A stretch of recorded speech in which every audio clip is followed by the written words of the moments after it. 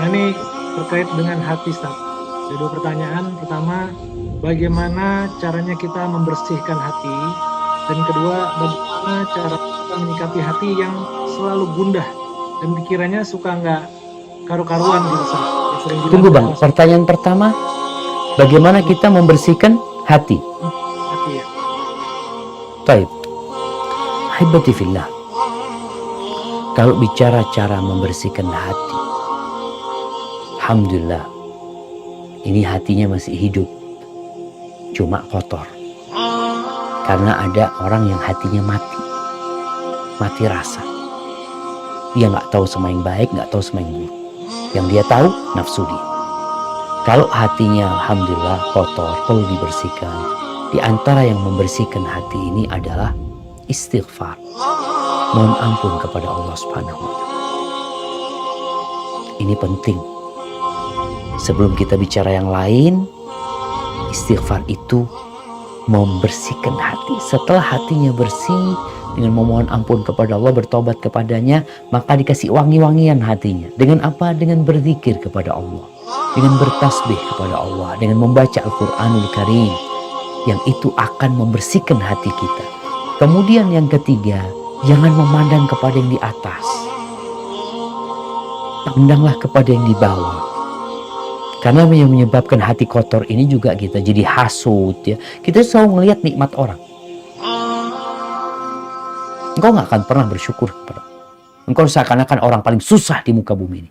Tapi kalau engkau melihat kepada yang di bawahmu, Masya Allah, hatimu akan jadi hati yang pandai bersyukur. Dia bilang, ya Allah, alhamdulillah ya, alhamdulillah aku masih dikasih ini dan itu, fulan, ya Allah, kesian hidupnya. Kemudian berdoa, minta sama Allah, ya muqallibal qulub, tsabbit qalbi ala dinik. Wah yang membolak-balikkan hati, tetapkan hatiku di atas agamamu. Doa Allahumma tahhir qalbi minan nifaq. Ya Allah, bersihkan hatiku dari kemunafikan. Kemudian doa Nabi juga alaihi salatu wassalam, Allahumma ati nafsi taqwaha wa zakkiha anta khairu man zakkaha anta waliyuha wa maulaha. Ya Allah, berikan kepada hatiku, kepada jiwaku ini ketakwaan. Bersihkan dia, sucikan dia. Engkau sebaik-baiknya yang menyucikannya. Engkaulah pemiliknya dan penguasanya. Kemudian doa Allahumma inni a'udzubika min ilmin la yanfa' wa qalbin la yakhsha. Ya Allah, aku berlindung kepadamu dari ilmu yang tidak bermanfaat dan dari hati yang tidak tunduk, wa min nafsin la tashba, dan dari jiwa yang gak ada puasnya, wa min da'watin la yustajabu laha, dan dari doa yang tidak dikabulkan. Adapun orang yang hatinya gundah gulana, ini termasuk bisikan-bisikan setan. Orang itu gundah biasanya dalam kondisi dua hal. Kalau dikasih nikmat, dia nggak mau bersedekah. Kalau dikasih musibah, dia ngeluh terus. Bagaimana sikapnya? Yang harus dia lakukan adalah menerima semua kondisi. Ketika dikasih nikmat, dia berbagi sama orang lain. Karena berbagi, mengeluarkan harta itu termasuk membersihkan hati kita. Ketika engkau lagi susah, engkau katakan inna lillahi wa inna ilaihi raji'un. Kami milik Allah dan kepada Allah kami akan kembali. Kemudian banyak-banyak berzikir. Ya, kalau kita mengingat kehidupan dunia ini yang hanya sementara. Kenapa antum harus gundah? Apa yang bikin antum bingung? Setiap malam yang gelap gulita akan diusir dengan terbitnya fajar esok hari. Maka berbaik sangkalah sama Allah. Insya Allah, fa inna ma'al usri yusra, inna ma'al usri yusra. Hadza wallahu a'lam bissawab. Apabila ada orang yang salah, kemudian kita sudah memaafkan, hanya saja kita belum bisa melupakan kesalahan orang. Apakah ini kita masih belum bisa memaafkan sepenuhnya, Ustaz? Bang, di mana Bang? Afwan, barusan suaranya nggak terdengar, Bang. Ada orang melakukan kesalahan kepada kita, kemudian kita sudah memaafkan, tapi kita tidak bisa melupakan kesalahan orang itu.